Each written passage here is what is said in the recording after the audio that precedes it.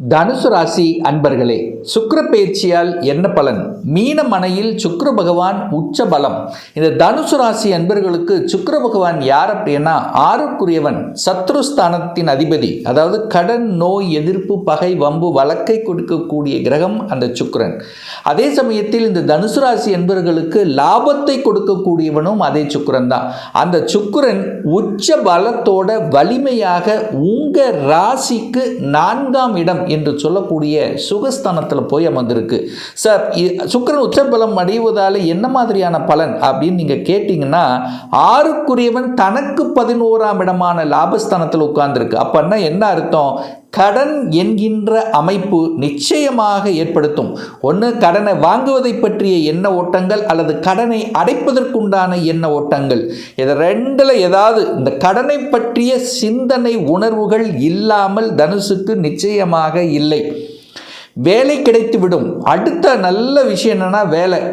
யாரெல்லாம் வேலை அப்ளை பண்ணி காத்து கொண்டிருக்கக்கூடிய தனுசு ராசி என்பர்களுக்கு இந்த காலகட்டம் நிச்சயமாக வேலையை கொடுத்து விடும். இதில் எந்தவித மாற்று கருத்தும் இல்லை. ஏன்னா ஆறுக்குரியவன் வலிமை பெறுகிறது. 6ஆம் இடம் என்பது வேலையை குறிக்கக்கூடிய கிரகம் அந்த சுக்கிரன் தான். அப்போ கலைத்துறையில் இருக்கக்கூடிய இந்த தனுசு ராசி என்பவர்களுக்கு நிச்சயமாக உயர்வை தரக்கூடிய அமைப்பு. கலைத்துறை, அழகு சம்பந்தப்பட்ட துறை, ஜவுளி சம்பந்தப்பட்ட துறை, உணவு சம்பந்தப்பட்ட துறை, இதெல்லாம் நல்ல வளர்ச்சியை கொடுக்கக்கூடிய ஒரு காலகட்டம். அடுத்து பார்த்திங்கன்னா, ஹெல்த்தில் கொஞ்சம் அக்கறை எடுக்கணும். கண்டிப்பாக சுகர் இருக்கிறவங்க, ப்ரெஷர் இருக்கிறவங்க கொஞ்சம் அக்கறை எடுத்துக்கணும். ஏன்னா 6ஆம் அதிபதி வலிமை பெறுதல்லவா. அப்போ ஹெல்த்தில் கேர் எடுக்கணுங்கிறத மைண்டில் வச்சுக்கோங்க. இந்த வம்பு வழக்கு சம்பந்தப்பட்ட விஷயத்தில் ஓடிக்கொண்டிருக்கக்கூடிய ஒரு வழக்கில் இருக்குது, அதை தீர்த்து விடலாம் என்கின்ற தன்னம்பிக்கை உணர்வை கொடுக்கக்கூடிய ஒரு காலகட்டமாக இது தனுசுக்கு அமையும். அப்போது ஒரு சொல்யூஷன் கிடைக்கக்கூடிய அமைப்புகளையும் சந்தர்ப்ப சூழ்நிலைகளையும் நிச்சயமாக இந்த தனுசு ராசி என்பவர்களுக்கு ஏற்படுத்தும். அதில் எந்தவித மாற்று கருத்தும் கிடையாது. அதே போல் லாபஸ்தானத்தின் அதிபதி உச்சம். அப்போ லாபம் கிடைக்குமா இல்லையா? நிச்சயமாக நீங்கள் செய்யக்கூடிய எந்த தொழிலாக இருந்தாலும் இந்த மாதம் எதிர்பார்க்கலாம். கூடுதல் வருமானத்தை எதிர்பார்க்கக்கூடிய ஒரு காலகட்டம் அப்படின்னு எடுத்துக்கலாம். லாபஸ்தானாதிபதி 11க்குரியவன், குருவை பார்க்குறார். 11ஆம் இடத்தை குரு பார்க்குறார். உங்கள் ராசி அதிபதி பார்க்குது. ராசி அதிபதியாக இருக்கக்கூடிய குரு பகவான் இதுவரை வக்ரமாக இருக்கார் அல்லவா. இந்த மார்ச் மாதம் 11ஆம் தேதி வக்ர நிவர்த்தி அடைகிறது. நிவர்த்தி அடைஞ்சு உங்கள் ராசியை பார்க்குது. அப்போ உங்கள் மனசில் தோன்றிக்கொண்ட, உங்கள் மனசில் குறைபட்டு கொண்டிருந்த, அதாவது உங்கள் மனசில் ஏதாவது ஒரு வழிகள், வேதனைகள் கொடுத்து கொண்டிருந்த விஷயங்களுக்கு எல்லாம் சொல்யூஷன் கொடுக்கக்கூடிய ஒரு காலகட்டம், தன்னம்பிக்கை கொடுக்கக்கூடிய காலகட்டம், எழுச்சியை கொடுக்கக்கூடிய காலகட்டம், எதையும் சாதிக்கலாம் என்கின்ற உணர்வை கொடுக்கக்கூடிய ஒரு காலகட்டமாக இந்த தனுசு ராசி என்பவர்களுக்கு நிச்சயமாக ஏற்படுத்தும். அதில் எந்தவித மாற்று கருத்தும் இல்லை. ஏன்னா உங்கள் ராசி அதிபதியாக இருக்கக்கூடிய குரு பகவான் வக்ர நிவர்த்தி அடைஞ்சு 3ஆம் இடம் என்கின்ற முயற்சி ஸ்தானத்தை பார்க்கிறார். அப்போ முயற்சியால் வெற்றி உண்டு. தூரதேச பிரயாணங்கள் மூலமாக அனுகூலம், ஆதாயத்தை பெற்று தரக்கூடிய அம்சம்ங்கிறது சிறப்பு பெறுகின்ற ஒரு நல்ல காலகட்டம் அப்படின்னு நம்ம சொல்லலாம். அடுத்து பாருங்க, சுக்கிரன் 4ல் உட்கார்ந்திருக்கார். 4ஆம் இடம் என்பது சுகஸ்தானம். வீடு, வண்டி, வாகனத்தை குறிக்கக்கூடிய ஒரு இடம் அந்த 4ஆம் இடம். அந்த 4ஆம் இடத்தில் சுக்கிரனுங்கிறது வீட்டுக்கு காரக கிரகம் உச்சபலம் பெறுது.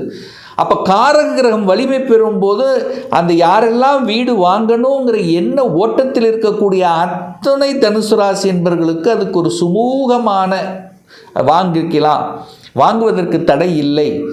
வாங்கணுங்கிற எண்ணத்தில் இருப்பவர்களுக்கு கொடுத்துரும்.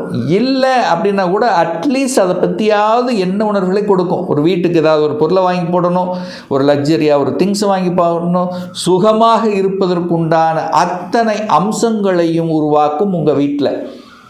அப்போ எலக்ட்ரிக்கல் பொருள், எலக்ட்ரானிக்ஸ் பொருள், வீட்டுக்கு தேவையான பொருள், ஸோ இப்படி லக்ஸரியான ஒரு அமைப்புகளை உருவாக்கக்கூடிய ஒரு காலகட்டமாக அமையும். வாகனத்துக்கு காரக கிரகம் அதே சுக்கிரன் தான். அப்போ புதுசாக வாகனம் வாங்கணுங்கிற எண்ண உணர்வை கொடுக்கும். அட்லீஸ்ட் போகக்கூடிய வழியிலாவது இந்த வாகனம் வாங்கினா நமக்கு நல்லா இருக்கும், இதை வாங்கலாமே அப்படிங்கிற திங்கிங் ப்ராசஸ் கண்டிப்பாக கொடுக்கும். வாங்குவதற்கு தடை இல்லை. டூ வீலராக இருந்தாலும் இதுவரைக்கும் வாகனமே இல்லாதவர்களுக்கு வாகனம் டூ வீலர் வாங்கக்கூடிய யோகம், அல்லது டூ வீலர் இருக்கிறவங்க ஃபோர் வீலர் வாங்கக்கூடிய யோகம், அடுத்த லக்ஸரி வாகனத்தை வாங்கக்கூடிய, பழைய வாகனங்களை விற்றுவிட்டு புதிய வாகனங்களை வாங்கக்கூடிய அமைப்பு, வாகனம் வாங்குவதற்கு எந்த தடையும் இல்லை தனுசு ராசி அன்பர்களுக்கு. இந்த சுக்கிர பகவான் பார்த்தீங்கன்னா உத்திரட்டாதி நட்சத்திரத்தில் பிரயாணம் பண்ணுவார். அந்த உத்திரட்டாதி அப்படின்னா சனி பகவானுடைய நட்சத்திரத்தில் பிரயாணம் பண்ணுறார். எது வரைக்கும் அப்படின்னா இந்த மார்ச் மாதம் 15ஆம் தேதி வரை. அப்போது 15ஆம் தேதி வரை தனஸ்தானத்தின் அதிபதியான சனி பகவான் நட்சத்திரத்தில் பிரயாணம் பண்ணுறார். அப்போது 2-6 கனெக்ட் ஆகுதா? அப்போ பொருளாதார வளர்ச்சி கண்டிப்பாக கொடுக்கும், பொருளாதார ஏற்றத்தை கொடுக்கும், பணப்புழக்கத்தை ஏற்படுத்தும், புதிய ஒப்பந்தங்கள் கிடைக்கக்கூடிய வாய்ப்புகள், சந்தர்ப்பங்கள், தாய் சார்ந்த விஷயத்தில் நன்மைகள் நடக்கக்கூடிய அமைப்பு, தாய் சொத்துக்கள் உங்களுக்கு வரலாம். ஸோ ஏதாவது ஒரு ரூபத்தில் உங்களுக்கு பணத்தை தரக்கூடிய அம்சம் சிறப்பு பெறுகிறது. சுக்கிரன் உச்சபலம். பொதுவாக களத்திர காரக கிரகம் வலிமை பெற்றாலே திருமணம் சார்ந்த சுப காரியங்களுக்கு எந்த தடையும் இல்லை. அதுவும் நீங்கள் போய் 7ஆம் இடத்தில் உட்கார்ந்துருக்கீங்க, குரு பகவான் 7ஆம் இடத்தில் உட்கார்ந்துருக்கு, திருமணஸ்தானத்தில் உட்கார்ந்துருக்கு, சுக்கிரன் உச்சபலம், திருமணத்தில் எந்த தடையும் இல்லை. தங்கு தடை இல்லாமல் நடக்கக்கூடிய, அதை எடுக்கக்கூடிய முயற்சிகள் வெற்றி பெறக்கூடிய அம்சத்திலேயே இந்த தனுசு ராசி என்பவர்களுக்கு அமையப்பெறுது அப்படிங்கிறத ஸ்ட்ராங்காக இந்த இடத்துல சொல்லலாம். சூரியன் பாருங்க 9ஆம் இடத்தை பாக்கியஸ்தானத்தை பார்க்குறார். அப்போ சூரியன் பாக்கியஸ்தானத்தை பார்க்குறது ஒரு நல்ல அமைப்பு, ஒரு நல்ல பாக்கியம். குழந்தை பாக்கியம் இல்லாத தனுசு ராசி அன்பர்களுக்கு குழந்தை பாக்கியத்தை இருக்கக்கூடிய ஒரு நல்ல காலகட்டமாகவே உங்களுக்கு அமையப்பெறுது. அதில் எந்த மாற்று கருத்தும் இல்லை. அடுத்து இந்த சுக்கிர பகவான் பார்த்தீங்கன்னா புதனனுடைய நட்சத்திரம் என்று சொல்லக்கூடிய ரேவதி நட்சத்திரத்தில் பிரயாணம் பண்ணுறார். எது வரைக்கும் அப்படின்னா இந்த மார்ச் மாதம் 26ஆம் தேதி, அதாவது மார்ச் 15லிருந்து 26 வரை ரேவதி நட்சத்திரம். ரேவதி அப்படின்னா புதன் நட்சத்திரம். புதனுங்கிறது தனுசு ராசி என்பவர்களுக்கு யாருன்னா 7க்குரியவன், திருமணஸ்தானத்தின் அதிபதி, அதே சமயத்தில் தொழில் ஸ்தானத்தின் அதிபதி அந்த புதன். அப்போது சுக்கிர பகவான் தொழில் ஸ்தானத்தின் அதிபதி நட்சத்திரத்தில் டிராவல் பண்ணும்போது தொழிலை அபிவிருத்தி செய்வார், தொழிலில் மேன்மையை தருவார், தொழில் டெவலப்மெண்ட்டுக்கு தகுந்த மாதிரி உங்களை செயல்படுத்த வைப்பார், அதற்குரிய திட்டங்களை தீட்டக்கூடிய வலிமையை தருவார். ஏன்னா புதனுங்கிறது அறிவுக்காரகன்லவா, புத்திசாலித்தனம். அப்போ புத்திசாலித்தனமான சில முடிவுகளை எடுக்கக்கூடிய தன்மை இந்த காலகட்டத்தில் தனுசுக்கு நிச்சயமாக உண்டாக்கும்.